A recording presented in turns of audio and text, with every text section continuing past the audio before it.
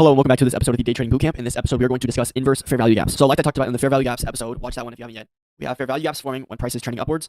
When price is starting to reverse the trend, we will disrespect bullish fair value gaps and we will turn them into inverse fair value gaps. So as you can see, this fair value gap got closed through by this candle. Then the next candle retraces into that inverse fair value gap and we can look to take an entry there. So this one is also super simple to see in the market. Fair value gaps are really easy to see. And then we can see as fair value gaps get disrespected, that the inverse gets respected. So let's go over it in real chart examples. So we can see right here, price started to push up and we form a fair value gap here. We form a bullish fair value gap here, put it in red, bullish fair value gap. We then see price start to disrespect it. We come in, start to push through it. Price goes up one more time and then we push through it very strongly. Price keeps going through it. We also displace through the swing low, but we disrespect this bullish fair value gap. We then retrace into the inverse fair value gap. And notice we also have a bearish fair value gap combined with a inverse fair value gap. And if we look at this one, price retraces into this bearish fair value gap.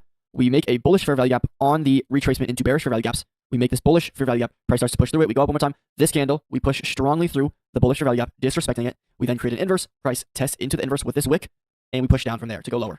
So before I was looking on a 1 minute time frame, I'm now on a 1 hour time frame. Remember, these concepts work on every time frame. Looking here, what do we have? Price was downtrending. We're downtrending here, downtrending, making bearish fair value gaps. We make this bearish fair value gap here. Price then starts to push up. We shift market structure right here, push up. We close through this bearish fair value gap. We're also closing through these bearish fair value gaps here.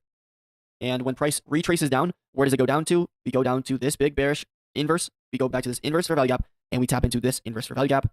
And yeah, then we can look here, the same example. We go a little more. We have this bearish fair value gap right here. Boom.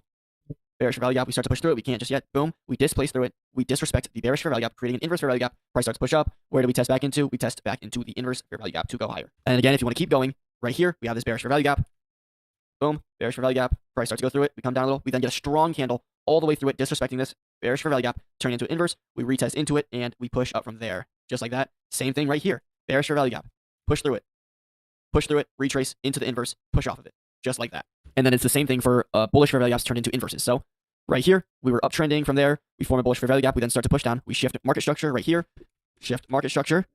Market structure shift, if I can do that. And then we displace through. We disrespect this bullish fair value gap. Where do we retrace into? We retrace back into that inverse fair value gap, and we continue down from there. And also, same example on this move down.